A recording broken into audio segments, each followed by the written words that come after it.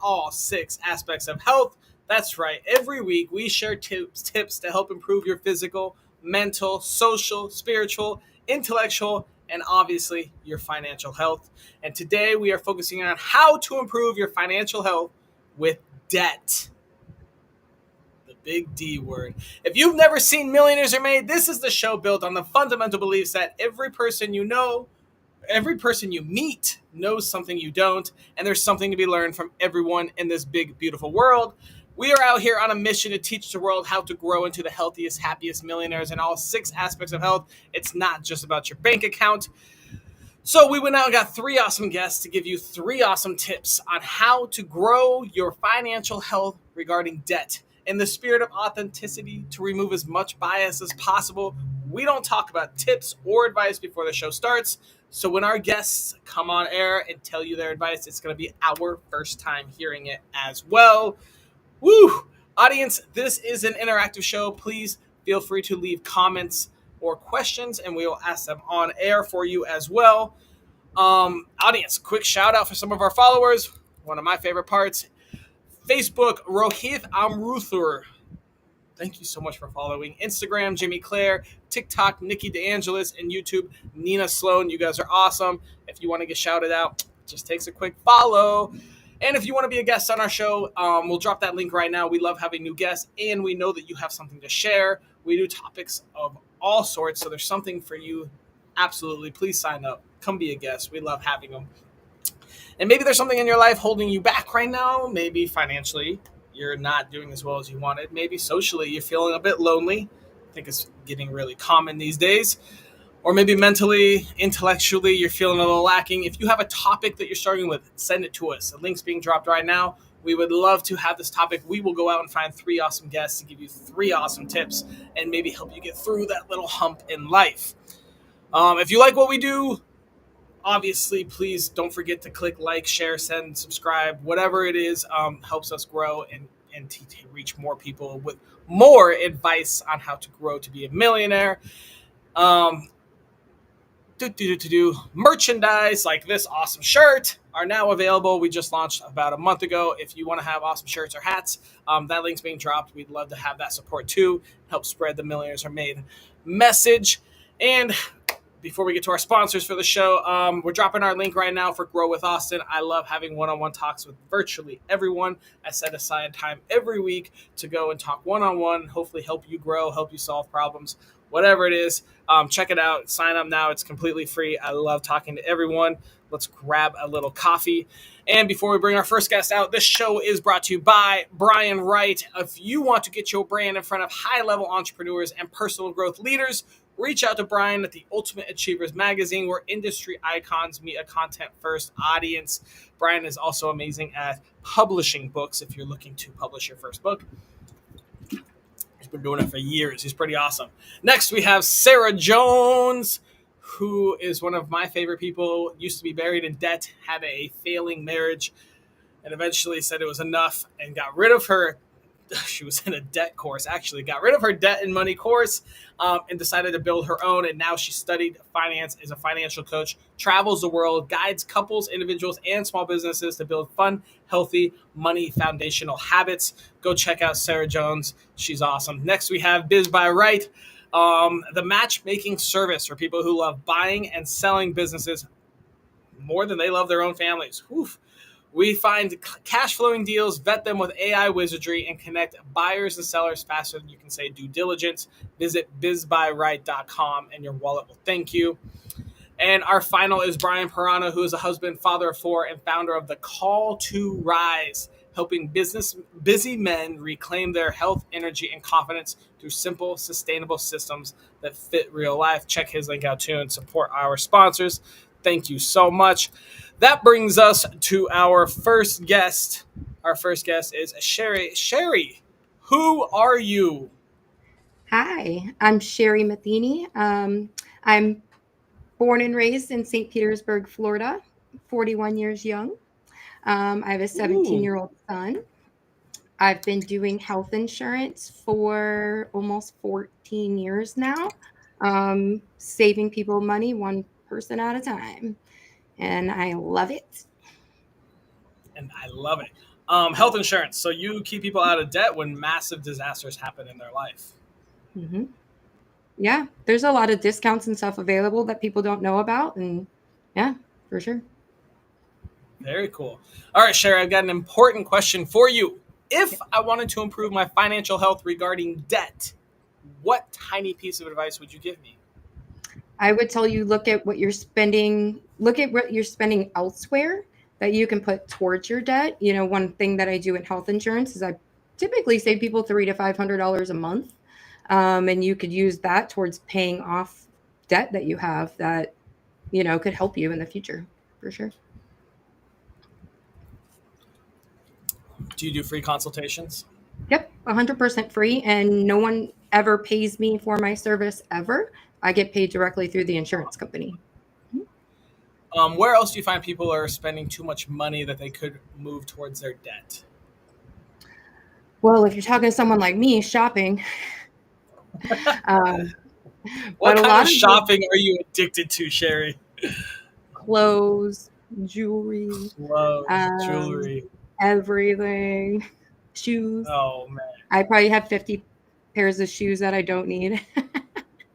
So you could sell 25 of them and pay off your debt. I get it. I get Exactly, it. 1,000%. All right, Sherry, where in your life journey did you learn this advice? I've been saving people money so much with insurance, and I actually spoke to a financial advisor, and I was surprised that they didn't have certain questions in their questionnaire, like insurance, car insurance, health insurance, things like that. Instead, they asked like what my debts are. And so, anyways, I started teaming up with a bunch of financial planners who now we ask that question, or they ask the question, how's your health insurance and what are you paying? Talk to Sherry because it's free. And that's ultimately how I learned the tip and started using it more with people. Fascinating. Awesome, Sherry. Thank you so much. We are going to move on to our next guest, and we'll bring you out for our round robin. Next up, there he is. All right. Next up, we have Marcus. Marcus, welcome back. Who are you? Hi, I am Marcus Howard, based in Chicago, Illinois. For work, I am a professional investor, so I am a hedge fund manager. But my passion project is that I have started an online academy where we work with middle school, high school, and college age students, and we teach them personal finance and the fundamentals of investing. Heck yes. Oh, man. What a relief to hear that. Hopefully, we need to write a letter to Trump and make you run the Department of Education. All right, Marcus, I've got an important question for you. Yeah. If I wanted to improve my financial health regarding debt, what tiny piece of advice would you give me? Sure. The tiny piece of advice that I would give you if you want to grow your financial health is just kind of understanding what pieces or what components come into having your financial health. So one of the areas that I would tell you to take a look at is your credit, not necessarily your credit score, but also the strength of your credit profile. So one of the things that I have worked with students for, and even adults over the past 15 years or so that I've been doing this, is that I help students and parents to get secured loans in their name. So essentially what you would do is you would go to a bank or a credit union, and there's a number of them. I don't have to give you ones. You can just look at what credit builder loans are. And essentially what they'll do is they will give you a loan for a set amount of money. And then as long as you pay the interest up front, they will deduct the money from the checking account that you set up with them. So essentially you're establishing credit for yourself. This is a great way if you're a beginning student to establish credit that you'll need for things like financing a car, getting your first apartment, trying to get your first internship. Like all of these places are going to look at your credit profile. And then as an adult, it's a great way for you to be able to rebuild your financial health if you, like most of us during the pandemic, had run into some sort of financial emergency or something like that. So I say use debt or this certain type of secure debt as a tool to be able to rebuild that profile for then you be able to do things like get a credit card in your name, or more importantly, like get business, like get a LLC, get a business in your name, and then start to establish business credit for yourself so that you're able to utilize credit to be able to build a stronger business profile, which will allow you to get hundreds of thousands of dollars in unsecured debt, which could really help you and your family later. Yeah, I think hundreds of thousands of unsecured debt sounds awesome to everybody. Only if you know what you're doing. Like I never advise people to go and do this if you don't necessarily have a plan. But if you do have a plan in place, there's plenty of access to capital if you just know how to use debt correctly. All right, so you've got secured loans. Are those really common nowadays? I feel like back when I was in credit repair, there was really just Self was the only one I knew of. But a So lot of credit yeah, so unions they're do it not nowadays. as common anymore, but there are at least 10 credit unions or banks that I can think of, like local banks, that still do it to this day. So again, you don't need 100 of them. You Okay, honestly just need three. So if you just find the three, you'll be just fine. cool. If you need help finding that, Marcus's website is right there below his face. All right, Marcus, where in your life journey did you learn this information? Yeah, I actually learned this myself when I was in college. Unfortunately, when I was a freshman in college, I got my identity stolen. And in that process of learning what I need to do to fix my own credit, I learned that this was something that you can do to start building and establishing your credit if you were just starting from the beginning. So it wasn't something that I invented. In fact, it was, the mortgage industry has been using it for however long to help people to, get their home loans. And so we just took that and we applied it to kind of younger university students in order for it to be able to work. And then from there, I developed, which at the time, this was 2008, where software as a service wasn't even a term, but we turned it into a software as a service business. And I ran that business for about 15 years. So that's kind of where the genesis of it was, getting my identity stolen, but it turned out to be a blessing. Yeah, something like that. No, I'm kidding. Sometimes, now you learn, now you know. It's great. Yeah, Awesome, Marcus. Thank you so much. We're going to move on to our next guest. We'll bring you out for the round robin here as well. of course. Next up, we have Linda. Linda, tell us, who are you? I am Linda Grizzly, Grizzly like the bear. I am a former financial advisor and planner, certified financial planner, who has moved on to becoming a personal finance educator and speaker. So teaching people all things about money and finance. And I am a personal growth junkie, continually learning, consistently working on leveling up, and always trying to think bigger. I like that. Personal growth junkie. All right, Linda, I've got an important question for you. If I wanted to improve my financial health regarding debt, what tiny piece of advice would you give me?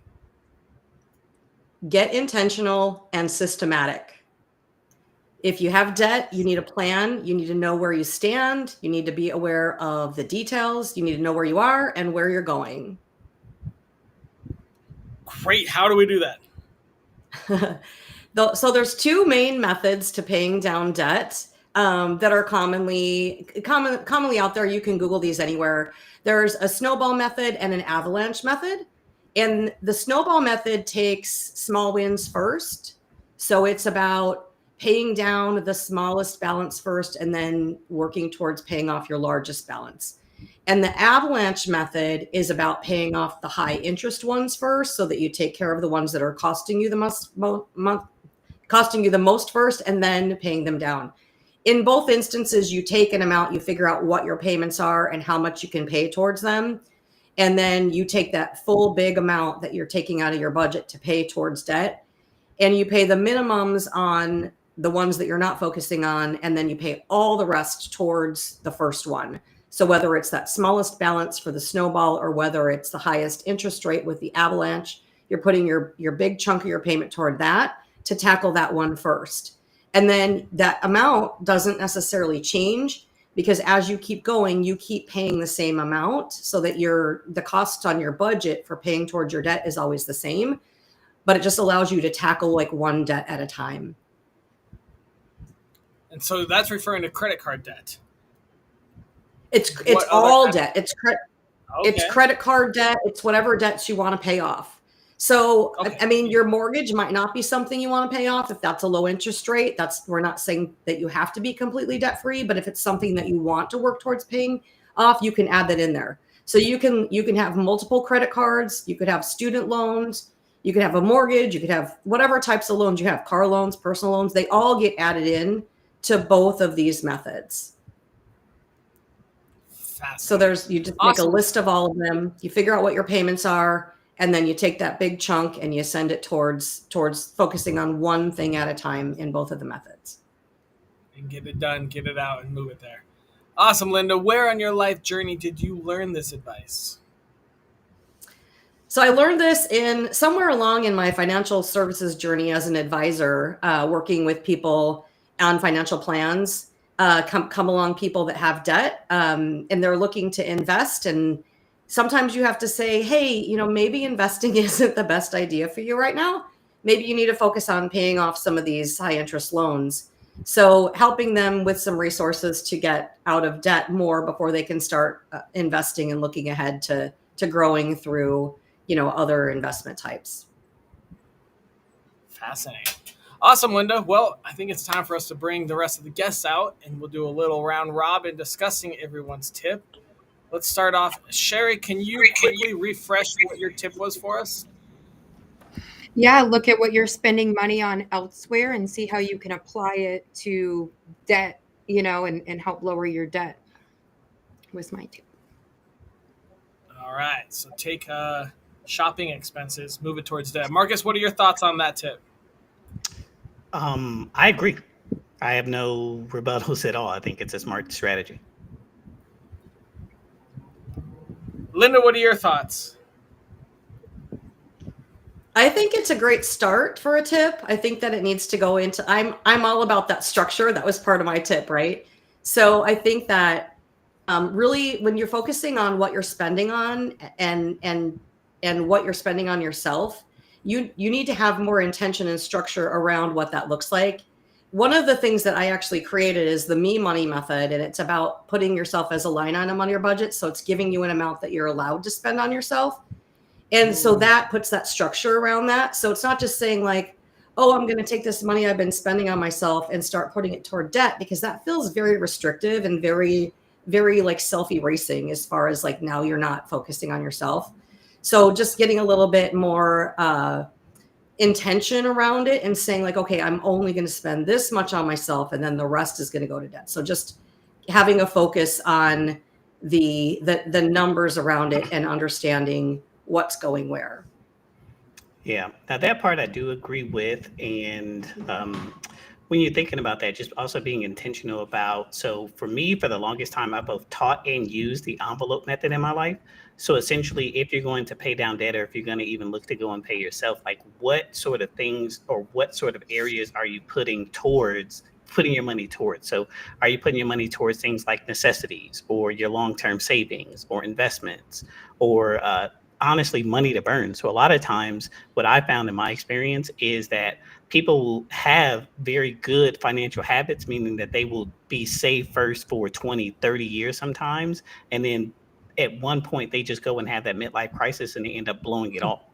And so what I teach in a lot of instances is to have a money to burn account or a money to blow account, where you take at least 10% of your income or however much you can afford and just spend it on the most ridiculous things. Order market price at a restaurant, or go on some vacation and just do something you wouldn't normally do. That way you can get that out of your system periodically, as opposed to like doing it all in one instance where you're now 55 years old and you own a Ferrari like an idiot. To each their own, Marcus. To each their own. I agree with that, but also not just spending money on yourself, like buying shoes, right? That's fun. I probably will still continue to do that, right? But there's some expenses like health insurance, right? Where I talk to people that they don't realize they could save money on it because they never look at it, because maybe they're offered employer coverage and they think that's all that's out there, right? So there's different things that we spend money on. My homeowner's insurance, my mortgage is cheap, so I'm not worried about that. But there are certain expenses that I wouldn't necessarily think to look into, because I just think, hey, it's a part, like my homeowner's insurance. Well, I just think, hey, that's a part of my expense. I have to suck it up and pay it. But I could actually shop it around or shop around agents, because we only know what we're told, right? And one homeowner's insurance agent might say, well, that's all that's available because he wanted to sell me that. Right. But it was really expensive, and I actually could have saved money had I just shopped around a little bit. Same thing goes with health insurance, just different Not only insurance, that's just my world, so it comes to me, of course, but there are different ways to save money without stopping, so I could still buy my shoes or anything else. Is debt good or bad?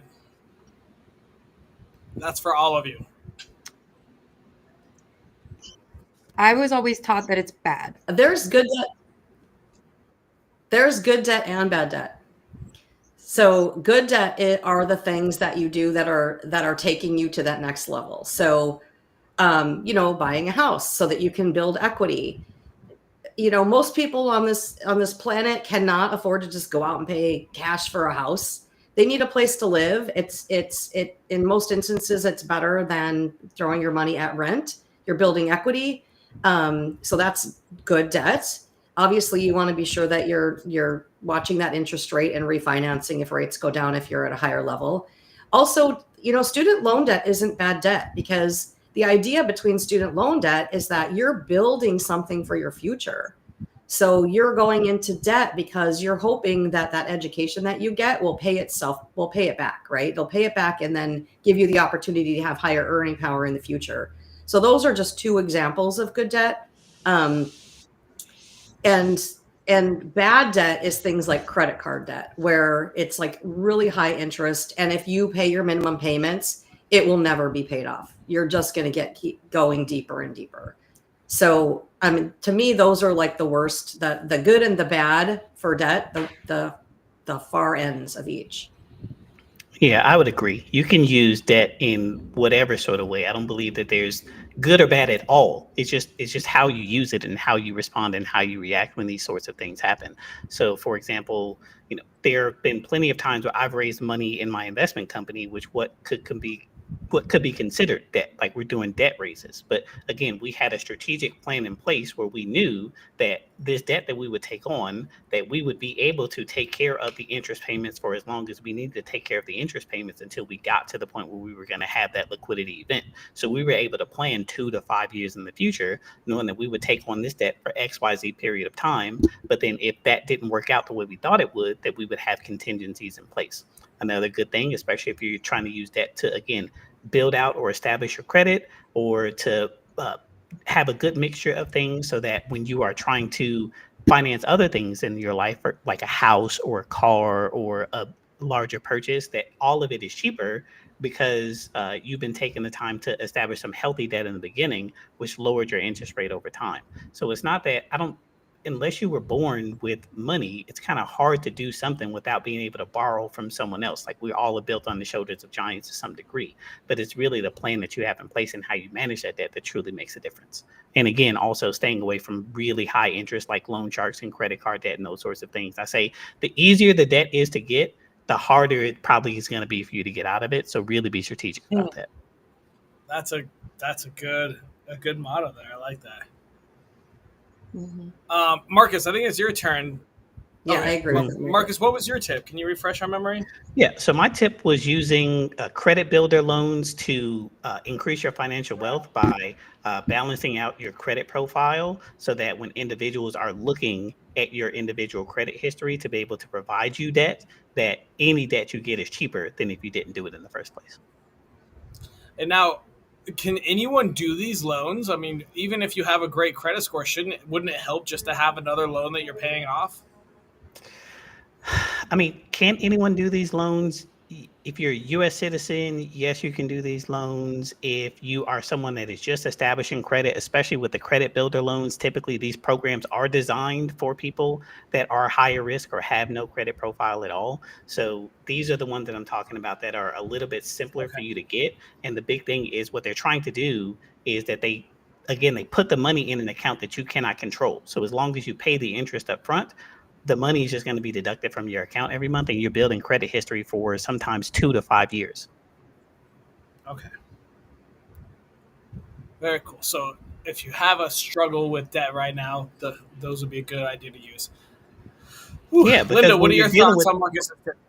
Go ahead, Marcus. Go ahead. No, I was just going to say, especially if you're dealing with lenders and they are of course it's algorithms, but they are also looking at the human being as well. So like if you don't have any sort of positivity that's going towards your credit report or your credit profile when you're trying to get debt, then they're just going to be looking at the past mistakes that you made and not any sort of possibility for you to be able to rebuild it. So again, you have to be able to show that you're trying to do all things at once. It's not you can't not get a loan if you have mistakes. I mean, people make mistakes in life. It's just what have you been doing in the past 2 to 5 years to remedy those mistakes? That's what a lot of companies are looking for. Fascinating. Linda, what are your thoughts on Marcus's tip? Yeah, I love it because, a lot of times we're telling children or teenagers, whichever college kids, to open credit cards so that they can start building their credit. And that might not necessarily be a good idea depending on the person, right? So that's a great way to build credit through those loans, because what sometimes happens is the kids get out of college and then they go to try to rent an apartment or do something, and they're still, reliant on their parents to co-sign, and parents want to be like, no, fly, be free.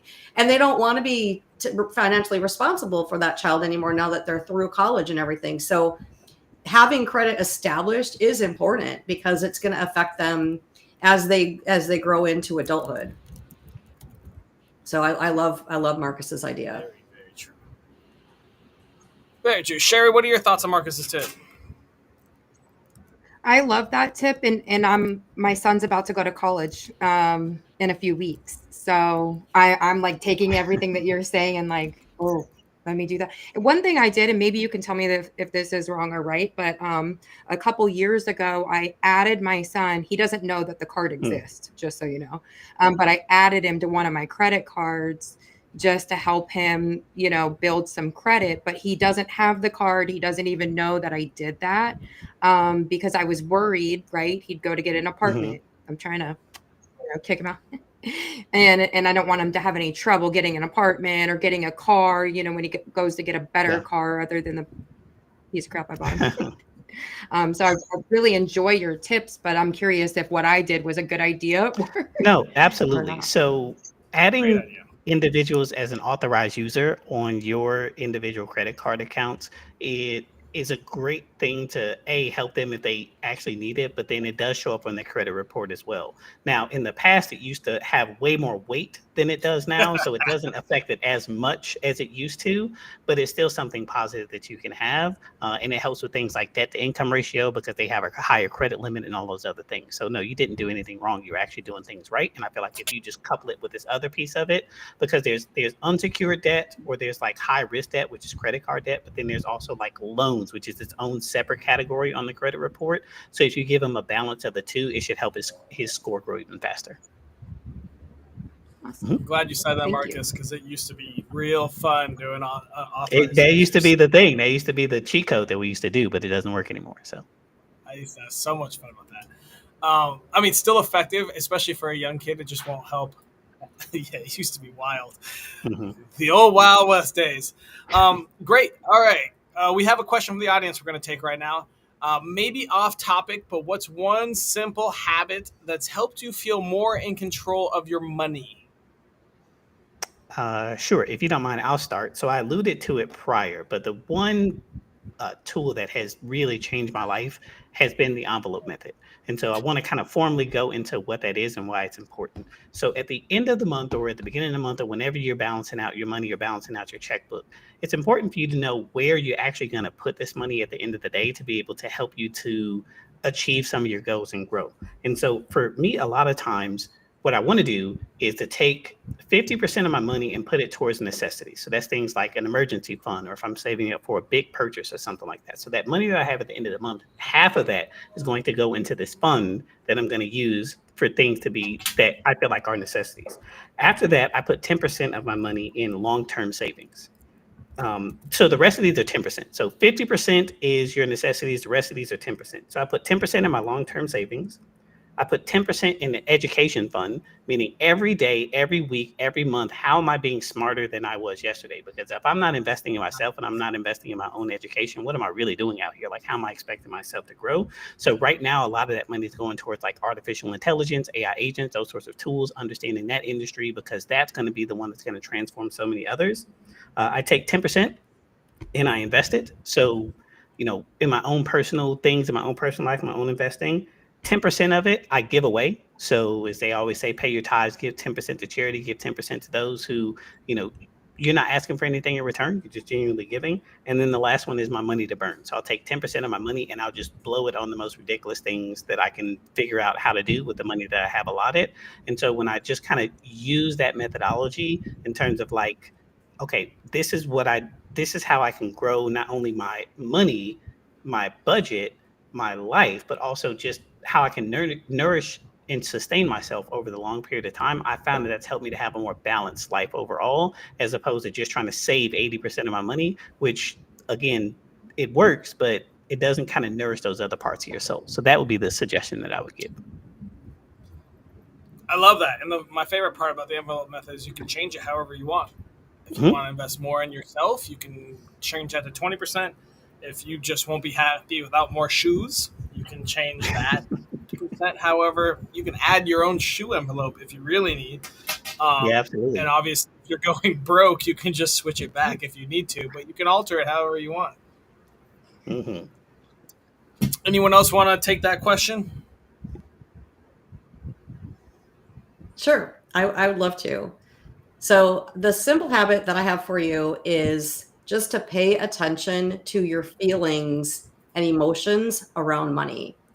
Because you're going to find that once you start paying attention to it, you'll realize when you're emotional spending, or when you're buying something on impulse, or to get that hit of excitement from that purchase, right? Or like the shoes maybe, and I'm not talking specifically to you, Sherri, but like maybe those shoes, like maybe you're buying them when you're like having a bad day, like I'm going to go buy a pair of shoes. Anyway, pay attention to how you're feeling when you're spending your money.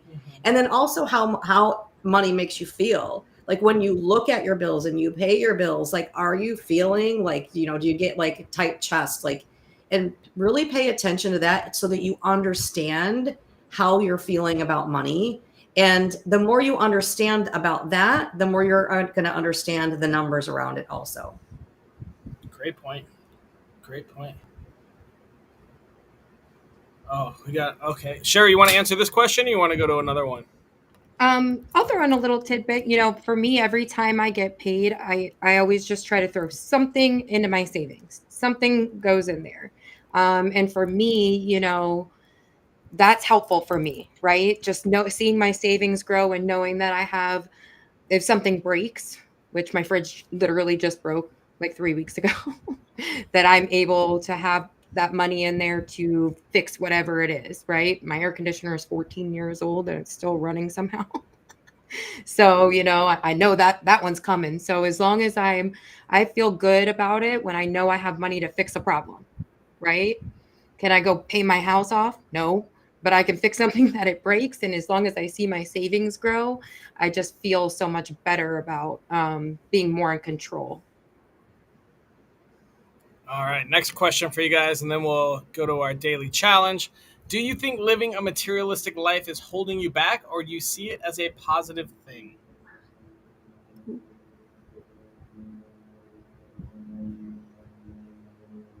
I'll answer that. I'll take that one. The girls are like, yes. Okay, go ahead, Sherri. Sometimes, well, I'm not very materialistic, but I do like certain things, like, clothes and shoes and stuff like that. But I do feel like sometimes I hit that buy button a little too much, or I fall for the Instagram ads or the Facebook ads. They do a good job because they're always in my face. And sometimes I'll make a purchase and I'm like, why'd you do that? You could have put that money elsewhere, And so I don't feel like it holds me back, but I feel like, well, maybe it does, right? Because maybe I might have a little bit more money if I didn't do that. Didn't hit that buy button as much. So yeah, that's my thought.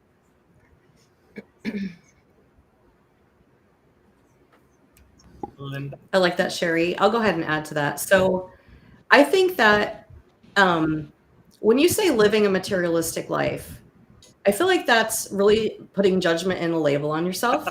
So I feel like you're going to live your life and you are going to live the life that you want to live. But I think that the part that's holding you back is not necessarily that if you're materialistic, but more that you have to live within your means. So you can be materialistic and live within your means. Like you have to make sure that you're saving, but that you're not spending more than you're bringing in, looking at your cash flow, right? So I don't think that saying that being materialistic necessarily is holding you back. It's maybe not living within your means that would be holding you back. Yeah, I would have to agree with that 1,000% because you living within your means, but you having more means would look materialistic to somebody else, if that part makes sense. So it's all there are levels to all of this. So it's all mainly relative. I just think about just kind of the stage where I am in my life. Although again, I'm not materialistic at all, but my disposable income compared to somebody else's disposable income would be like, well, you're just being absurd and obnoxious with what you're doing. But it's not. It's just the level that I currently am, and these sorts of things are where they are. But here's what I will say. Again, living within your means is incredibly important. The other part too is to think about, okay, well, like, what are you doing this all for? Meaning that you can't take this money with you when you die. So the idea of like saving, constantly being frugal and not enjoying your life, that doesn't serve you either. The Egyptians buried all of their gold, and guess what? People stole it. So you can't really take it with you when you go. So at some point you have to be able to enjoy it and celebrate it. And then there's also like, okay, well, you can pass it on to your children, which I know a lot of people say that you should do, or create generational wealth, which to a very big part I do agree with. But at the same time, study after study after study has shown that if you pass the money to the children without also passing the wisdom and the hustle to your children as well, which is what helped you to be able to generate that wealth, then that money is usually gone in 3 generations. So it just all is about a balance of where it is that you're trying to be. I'm not saying don't spend money on yourself or don't enjoy your life. Just do it in a balanced sort of way. And again, just live within your means. Man, we just had 3 financial experts tell you that materialism is cool. All right. All right, guys, we're going to wrap this up real quick. So we got one last task to do. It's our daily challenge. This is a task and or series of tasks. It takes less than 5 minutes a day, costs $0, and is available to anyone in the world that helps us improve our financial health regarding debt. What ideas do you guys have? I'll go first. So my idea is to set a goal, whatever that goal is financially, whether it's to be, have an amount in savings, whether it's to pay off a debt, whatever that goal is for you. Make sure that you do something intentionally every single day to work towards that goal, whatever that is. It could be as much as sending an email to something, or scheduling time on your calendar to think about it and be intentional about it. Even if it's just as simple as that, where it's not really actually moving money or doing anything, just starting to take steps every single day to do something that moves the needle, even if it's a tiny bit. I'll go. Okay. Mine is just look at all the places you're spending money, not always materialistic or buying anything but bills. Every aspect, every day, look at one bill that you have, or one expense that you have, I should say, and do some research and see if you can lower that expense, so you can take that money that you save and put it elsewhere to help grow your finances or help pay off your debt. Yeah, I agree with both of those points. And then I would take it to this next level and say, do this.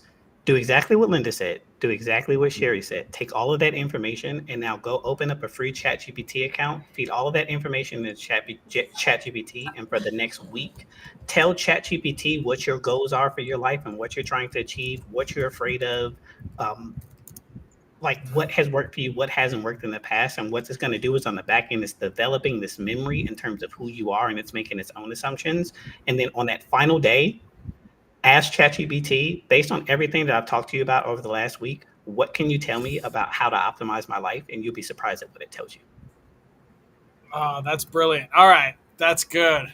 So we've got set a goal and move one step closer each day. All right. So we're gonna have pay off a debt, go on a vacation, save, whatever it is. Reduce a monthly expense each day, which I think is gonna be wild if we can all do that. I mean, it's crazy. You used to, like 20 years ago, monthly expenses were like rent, utilities, and like car, and now it's like Netflix and phone and ChatGPT subscription and your Google Drive that you thought would never go away, and now you're paying 99 cents a month on it. We have so many freaking expenses. So that's actually a really cool one. I like that, Sherry. And then I like Marcus a little step up. Get the goal, get the reduced expenses, and now we have AI powering our financial future. I think that's a great challenge. Fantastic work, guys. Cool. Awesome. Well, thank you guys for coming out and being guests on the show. Hopefully, everyone gained a little bit of knowledge, and the show is now over. We've done everything we got to do, so I'm going to put you backstage and wrap it up. Thank you so much, Sherri, Marcus, and Linda. And thank you guys for watching so much on another episode of Millionaires Are Made. We learned a lot about debt and how to use it, and how to improve your financial health. We have an awesome daily challenge. Set a financial goal. So this could be saving for a vacation. This could be getting rid of one of your debts that you have. Maybe it's a credit card. Maybe it's a car. Maybe it's paying off your mortgage faster. Cough, cough, Ben. And then we're going to sit down and reduce a monthly expense every day. So that could be massively powerful. If you can't do that, or you don't have time, because that might take more than 5 minutes a day, even if you reduce 1 or 2 for the next week, that is going to be huge. And then input all this data into ChatGPT. Tell ChatGPT it's your financial advisor, and have it start giving you ways to optimize your life.